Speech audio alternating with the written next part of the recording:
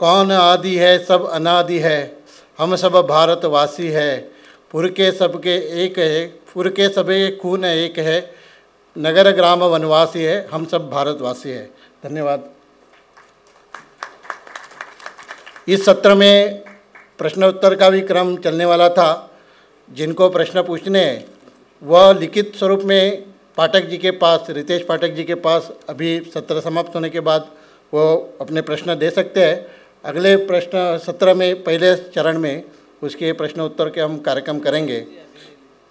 नहीं, अभी नहीं। हाँ, जो प्रतिनिधि अभी आए हैं मगर जिनका रजिस्ट्रेशन नहीं हुआ है तो कृपया अपना रजिस्ट्रेशन नीचे के काउंटर पर करें। जो प्रतिनिधि दिल्ली की बाहर से आए हुए हैं उन्होंने अपने आगमन और प्रस्थान की यानी ट्रैवलिंग की डिटेल का फॉर्म भी भरकर देना है। वैसे भी समय हुआ है मगर मंच के सभी का मैं धन्यवाद करता हूँ। एकात्मता का प्रतीक हम सब लोग हैं, दिल्ली भोपाल वैसे देखा जाए तो ये एकात्मता ऐसे ही चलते रहे। धन्यवाद।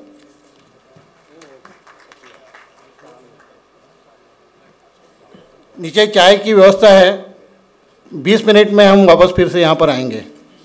मैं रितेश जी से आग्रह करूँगा कि आज के जो हमारे कार्यक्रम के अध्यक्ष हैं राजकुमार भाटिया जी, उनका स्वागत करें। राजकुमार भाटिया जी अखिल भारतीय विद्यार्थी परिषद के राष्ट्रीय अध्यक्ष रहे हैं। आप इकोनॉमिक्स के, अर्थशास्त्र के प्राध्यापक रहे हैं दिल्ली विश्वविद्यालय में। विद्यार्थी परिषद और उसके बाद में NDTF, इन दो का बहुत ज़बरदस्त काम उन्होंने किया। जो कार्यकर्ता भाव होता है एक संघ का, उसको यदि देखना हो तो हम भाटिया जी के जीवन को देख सकते हैं। आज भी वो एक जिज्ञासा के नाम से एक बौद्धिक एक मंच चलाते हैं जिसमें बहुत बड़ी संख्या में दिल्ली NCR के ही नहीं बल्कि देश के बहुत प्रबुद्ध लोग जुड़े हुए हैं और वह बहुत ही अच्छा काम कर रहा है। आप देखेंगे जो भी विचार अपने संघ विचार परिवार में ऐसे जो मंच हैं उनमें एक बहुत प्रमुख मंच वो है। लेकिन इसके बाद भी उनकी जो सहजता है, उनकी सरलता है, सभ्यता अध्ययन केंद्र को उनका मार्गदर्शन बहुत प्रारंभ से मिल रहा है। बल्कि मैं ये कहूँ कि उनके संरक्षण के कारण, उनके मार्गदर्शन के कारण आज हम यहाँ पहुँचे हैं, तो इसमें बिल्कुल कोई गलत नहीं होगा या अतिशयोक्ति नहीं होगी। मैं अनुरोध करूँगा विवेकानंद जी से कि आएँ और स्वागत करें राजकिशोर हांसदा जी का।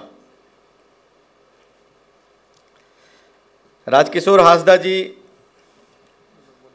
बनवासी कल्याण आश्रम से जुड़े हुए हैं और उन्होंने अभी जो है वो सह राष्ट्रीय सह प्रभारी हैं जनजातीय सुरक्षा मंच के। उनकी PhD इसी विषय पर है जिस विषय पर आज का कार्यक्रम है, जनजातीय संस्कृति और भारतीय एकात्मता। इसी विषय पर उनकी PhD है। उन्होंने बहुत गंभीर पढ़ाई की ही नहीं की है, बहुत लिखा भी है और उस क्षेत्र में काम भी कर रहे हैं।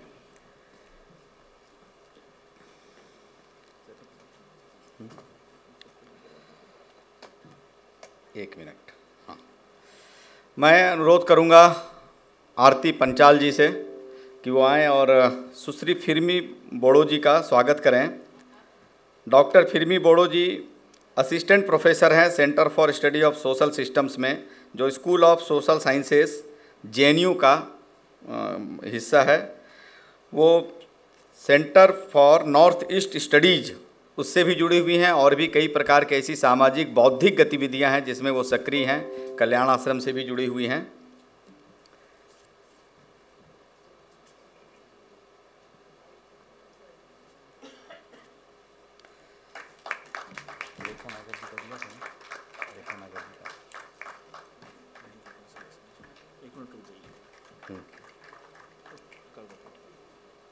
इसको करिए।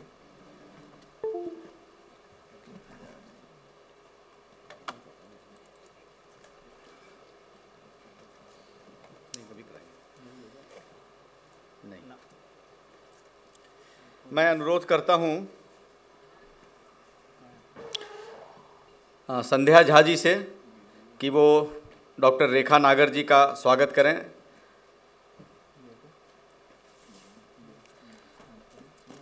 डॉक्टर रेखा नागर जी प्रोफेसर हैं। अरे उनका परिचय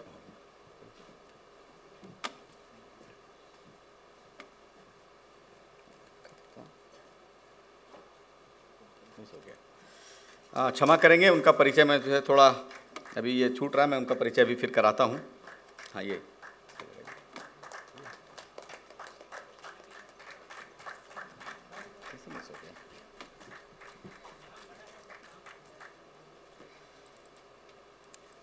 मैंने रेखा नागर जी को पहली बार सुना था भोपाल में जनजातीय देवलोक के कार्यक्रम में, और उनका अध्ययन बहुत अच्छा है इस विषय पर, जो जनजातीय संस्कृति है, जो भारत की सनातन संस्कृति है।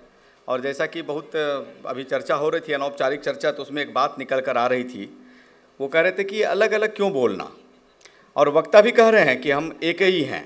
तो एक आध ऐसे श्रोता ने मुझसे कहा कि जब हम एक ही हैं तो अलग अलग क्यों बोलना, कि सनातन अलग हैं और जनजाति अलग हैं। जब दोनों एक ही हैं तो अलग बोलने की आवश्यकता नहीं है। ये बात ठीक है, अलग बोलने की आवश्यकता नहीं है, ये वो भी जान रहे हैं, जो वक्ता हमारे हैं वो भी इस बात को समझते हैं। लेकिन फिर भी यह कहना पड़ रहा है। यह दुखद हो सकता है, लेकिन ये आज का सत्य है।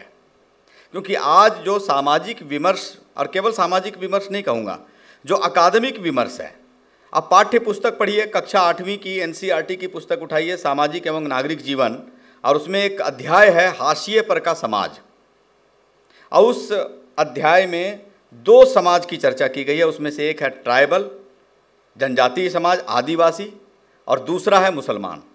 आप देखिए किनको पैरेलली खड़ा कर रहे हैं, साथ में किसको एक समूह में ला रहे हैं।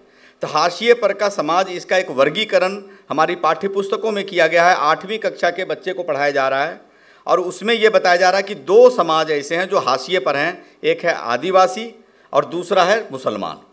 उसके बाद वो पढ़ाते हैं, उसमें बिल्कुल यही शब्द है जो मैं बोल रहा हूँ, आदिवासी मतलब अर्थात मूल निवासी, ये लिखा है वहाँ पे। फिर उन्होंने वहाँ पर यह कहा, लिखा है कि वह एक अलग संस्कृति है, बिल्कुल डिफरेंट है, वो बाकी समाज से भिन्न है वो, और कैसे कैसे एक्सक्लूसन की जो बात की जाती है, वह बात वहाँ पर बहुत स्पष्टता के साथ लिखी। तो आप ये नहीं कह सकते कि अलग क्यों कहा जा रहा है। अलग इसलिए कहा जा रहा है क्योंकि ये जो हम उसको क्या कहें, मुख्य धारा कहना ठीक नहीं लगता, लेकिन जो शासकीय धारा है, जो अधिकृत धारा है, वह उसको इसी रूप में लिख रही है, चित्रित कर रही है, बता रही है। तो यहाँ पर उस समुदाय से जिसको अलग करके दिखाया जा रहा है, उससे जो बोलने वाले लोग हैं, जो उसमें लिखने पढ़ने वाले लोग, वो हमारे साथ में हैं। हमने 3 वक्ताओं को सुना, डॉक्टर दिवाकर मिंज, बल्कि मैं कहूँ इन सारे जो वक्ता हैं, हम किसी एक वक्ता से पूरे दिन सुन सकते हैं। हम उनको कहते हैं 15 मिनट में विषय रखिए। मैंने भी कहा कि सूत्र में बात रखिए, मैंने ये भी कहा कि सूत्र में हम समझ लेंगे, लेकिन वास्तव में मन नहीं भरता है, न उनका भी मन नहीं भरता है, मेरा भी नहीं भरता है कि उसको केवल 15 मिनट में कैसे खत्म हो जाएगा। लेकिन समय की मर्यादा है। ऐसे कार्यक्रम यदि 10-10 दिन के हों तो ऐसे 10-10 वक्ता बुलाकर हम एक एक दिन एक एक वक्ता को सुने। और यदि हमको याद होगा, आदिलाबाद में रविंद्र गुरुजी हुआ करते थे, अब तो उनका देहांत हो गया, तो वो बताते थे कि एक कथाकार ऐसा आया और उसने रात भर कथा सुनाई। यानी 10 बजे सारे किसान खेती वगैरह सब करने के बाद खाना वाना रात का खा के सब बैठ गए और वो कथा कहने लगा। सुबह 4 बजे तक कथा कही, और उस कथा में क्या हुआ, तो नायिका स्नान करने गई, और सुबह 4 बजे जब कहानी समाप्त हुई तो नायिका स्नान करके बाहर आई। इतना भर वर्णन था, केवल स्नान का वर्णन था। तो रविंद्र गुरुजी बताते हैं कि वो क्यों था। तो कैसे कैसे उबटन, कैसे कैसे केश विन्यास, कितने प्रकार के जल, उनका कैसा विज्ञान, यह सारा बताने में पूरी रात लगी। और माननीय हर्ष जी से बात हो रही थी, हर्ष चौहान जी अपने राष्ट्रीय ये चेयरमैन हैं अपने इसके आयोग के, राष्ट्रीय अनुसूचित जनजाति आयोग के, तो वो बता रहे थे रविंद्र गुरुजी के उनके पास व्याख्यानों का एक संग्रह है, और उन्होंने इतनी बारीकी से एक एक चीज़ के बारे में बताया है, चट्टानों के बारे में एक एक एकदम सुनना चाहिए। तो 3-3 घंटा वो चट्टान के बारे में बता रहे हैं। तो आज उतना अवकाश नहीं है, कभी वैसा कार्यक्रम करेंगे। तो मैं सबसे पहले प्रारंभ करता हूँ आज के पहले वक्ता श्री राजकिशोर हांसदा जी से मैं उनसे अनुरोध करता हूं कि आज विषय प्रारंभ करें, और मैं उनसे अपेक्षा करूंगा कि 15 मिनट 10 मिनट में करेंगे तो मुझे बहुत प्रसन्नता होगी, 15 मिनट लेंगे तो मैं नाराज़ नहीं होऊंगा, और उसके बाद मुझे थोड़ा सा अपनी संचालक की अधिकारों का प्रयोग करना पड़ सकता है। तो मैं अनुरोध करता हूं राजकिशोर जी से। इस सत्र के अध्यक्षता कर रहे माननीय राजकुमार जी और डॉक्टर रेखा नागर जी, डॉक्टर फिरमी बोरो जी, और इस सभागार में उपस्थित सभी विद्वतजन, सबको राम राम। आज का जो विषय है वास्तव में बहुत ही गंभीर विषय है, और आज हम सब लोग मिलकर के ये विमर्श कर रहे हैं, और उसमें बहुत थोड़ा समय में हमको बताना है। तो सूत्र रूप में क्या हो सकता है, मैं प्रयास करता हूँ। हमारा भारत राष्ट्र सनातन राष्ट्र है,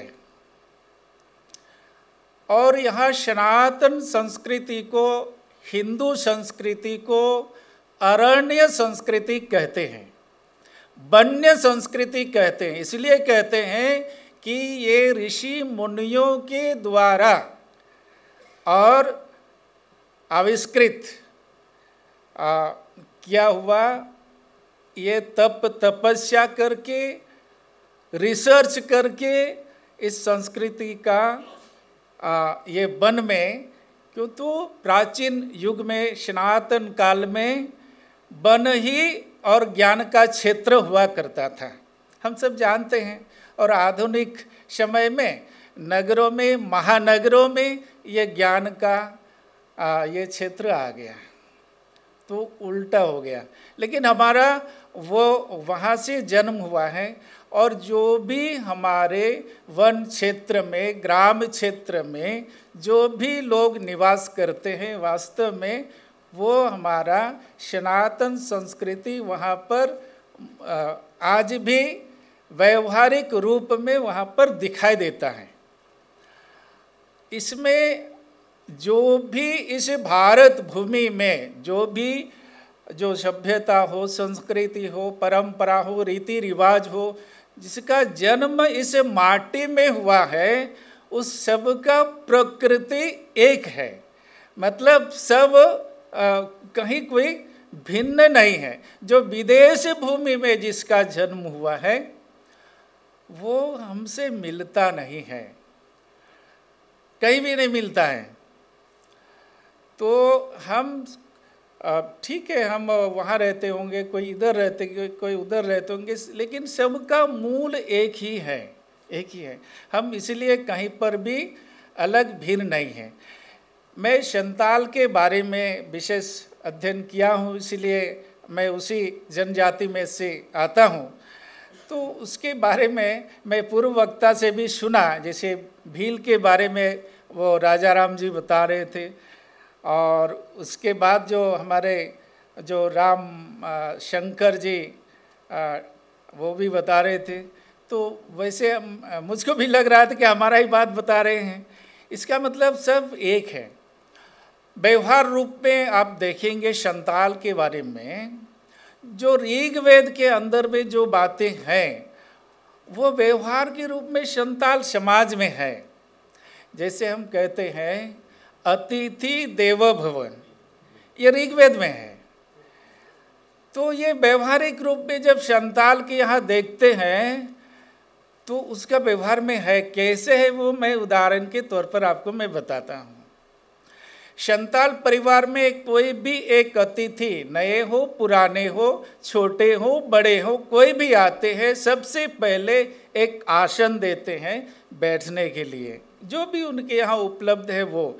इसके बाद अगला जो काम होता है, उस घर में कोई एक महिला, छोटी होगी बड़ी होगी, एक महिला होगी, सबसे अच्छा सुंदर से सुंदर जो बर्तन, जो कांसे का जो बर्तन होता है, लोटा, वो घर के अंदर में रहता है। उसको निकाल करके वो महिला और फिर उसको मांझ करके चमका करके एक लोटा जल और अतिथि के सामने वो रखती है और फिर प्रणाम पाती करती है। एक व्यक्ति जब रात्रि में सोता है, सुबह उठता है और उठ करके जब वो नदी में, तालाब में जाता है और तन मन को स्वच्छ करता है, पवित्र वस्त्र को धारण करता है, एक लोटा जल, पत्र, पुष्प ले करके किसी देव स्थान में जाता है, वहाँ पर एक लोटा जल को समर्पण करता है, पत्र पुष्प को समर्पण करता है, फिर प्रणाम पाती करता है।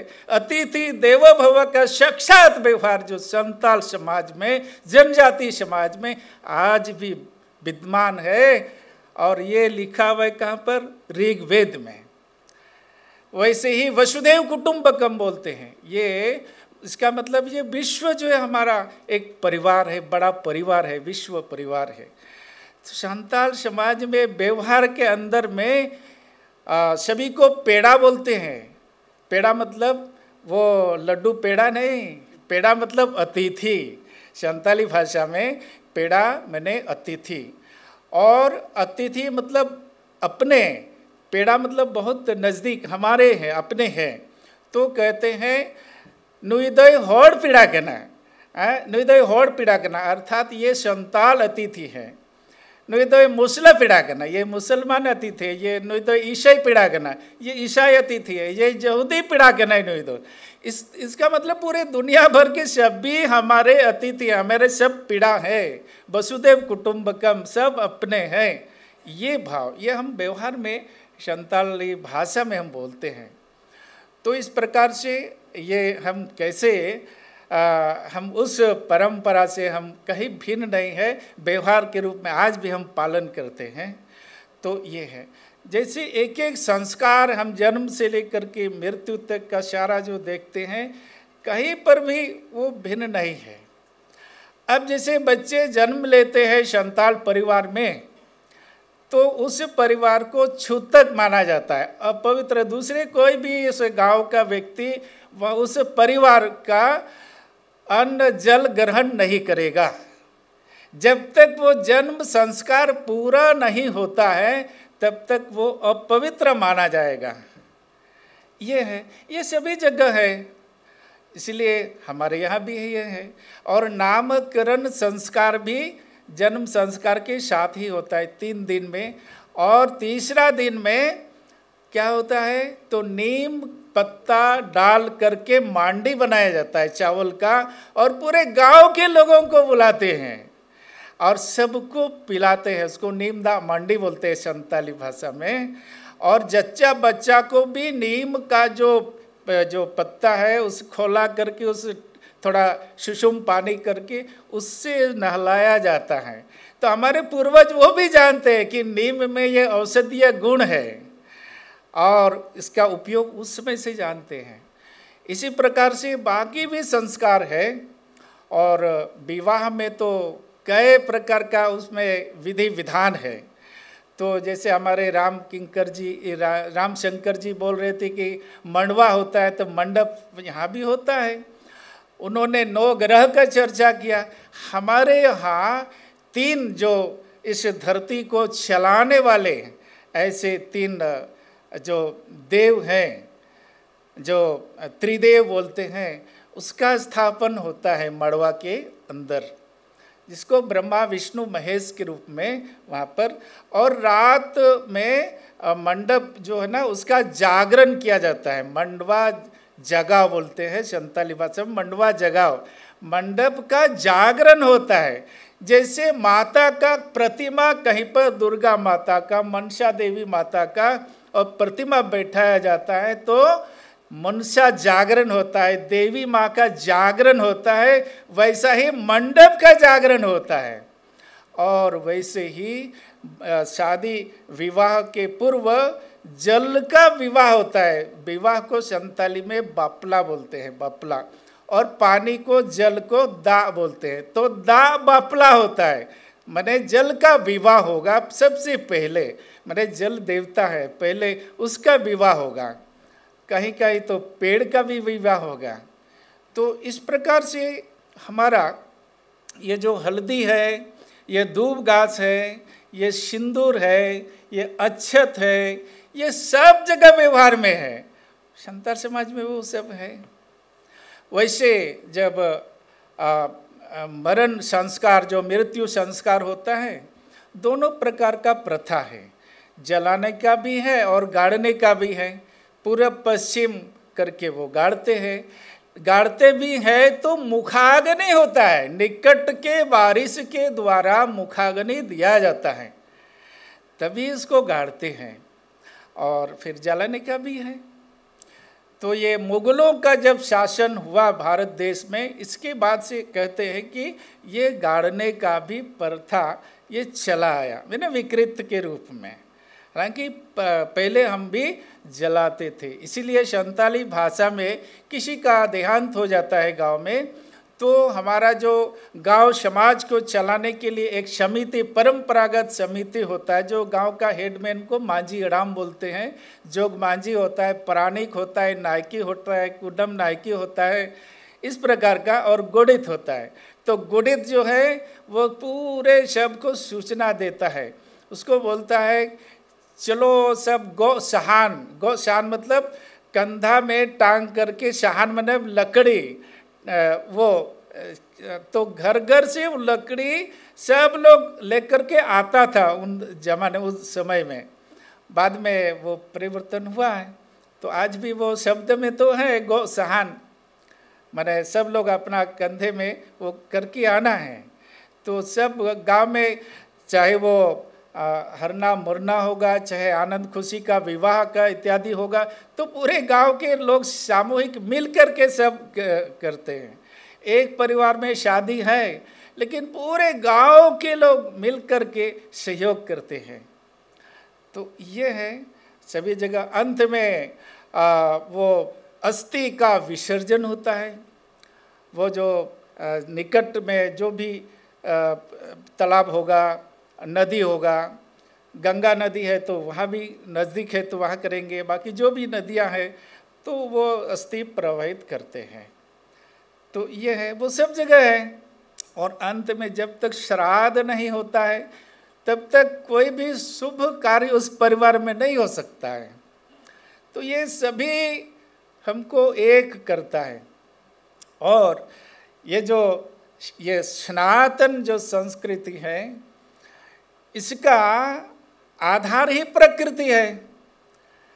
और सभी जनजाति जो है इस प्रकृति के पूजक हैं और संरक्षक हैं। पूजक भी हैं और संरक्षक भी हैं।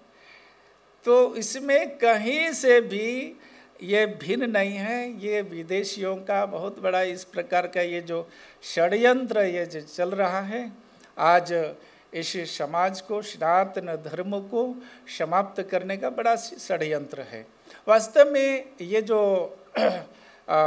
विविधता में एकता वाली जो बातें हैं, वो हमारे यहाँ ये है कि कोई भी एक और दूसरे व्यक्ति में जब तुलना करेंगे तो एक अंतर जब ढूंढेंगे तो वो दिखाई देगा, और समानता जब देखेंगे वो भी बहुत सारा दिखाई देगा। अब राम और श्याम में अंतर करेंगे, ठीक है ना। राम जी बहुत लंबे हैं, गोरे हैं, और श्याम जी थोड़ा सावले टाइप के हैं। श्याम जी नाटे हैं और राम जी बहुत लंबे हैं, और वो मोटे हैं और ये पतले हैं। ये बहुत बढ़िया बोलते हैं, वो थोड़ा कर्कश आवाज़ में बोलते हैं। इस टाइप का जब देखेंगे तो हो जाएगा अंतर। और लेकिन जब समानता ढूंढेंगे, इनका 2 पाँव है, इनका भी है, इनका 2 हाथ है, इनका भी 2 आँख है, ये भी है, खून दोनों का बराबर है, लाल लाल है। तो इस प्रकार जब समानता देखेंगे तो वो भी है, अंतर देखेंगे तो वो भी मिलेगा। इसलिए ये जो हमारा जो सनातन संस्कृति, इसीलिए कहे ना विविधता में एकता वाला ये बात है। जिस प्रकार हमारा ये जो फुलवारी बोलते हैं ना, फुलवारी, तो एक ही प्रकार का ये रहा फूल गुलाब का, तो गुलाब का बगीचा हो गया।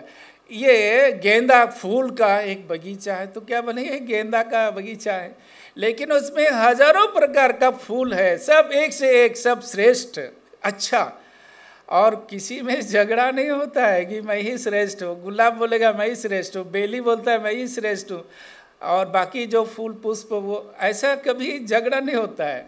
और उस बगीचा का जो चार चांद देखने में कितना सुंदर, कितना अच्छा लगता है, वैसे हमारा ये सनातन धर्म संस्कृति सब होते हुए भी हम एक हैं, इतना अलग अलग होते हुए भी कहीं ना कहीं हम एक हैं।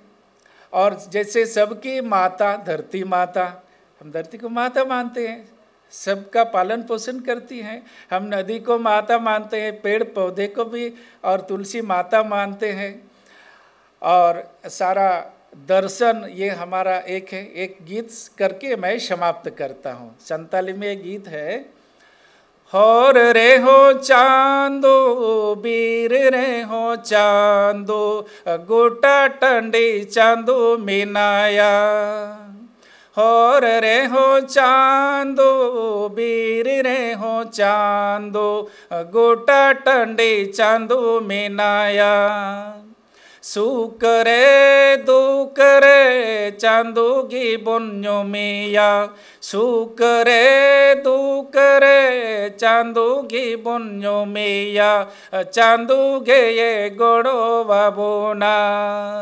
चांदो गे ये गोड़ो बाबूना। चांदो मतलब भगवान ठाकुर जी ये होता है। तो इसका अर्थ मैं बताता हूँ। और मतलब रास्ता, और मार्ग में भी भगवान है, और बीर मतलब जंगल वन, वन में भी भगवान है, और गुट्टा टंडी में सर्वत्र भगवान है। ये हम कहते हैं ना, सर्वत्र भगवान है, कण में भगवान है, कंकर कंकर शंकर है, सर्वत्र भगवान, गुट्टा टंडी चांदो में नया, सभी जगह भगवान है, ये हम कहते हैं। सुख में और दुख में कौन सहयोग करेंगे, वही सहयोग करेंगे, कोई दूसरे नहीं करेंगे। इस प्रकार से समय का अभाव है, बहुत बोलने का इच्छा तो है, लेकिन मैं जी मैं देख रहा हूँ, तो इसीलिए मैं अधिक न बोलते हुए इतना मैं कहता हूँ कि इंसान के लिए इशारा ही काफ़ी है। इन्होंने कहा सूत्र रूप में, तो मैं सूत्र रूप में समाप्त करता हूँ। धन्यवाद, जोहार।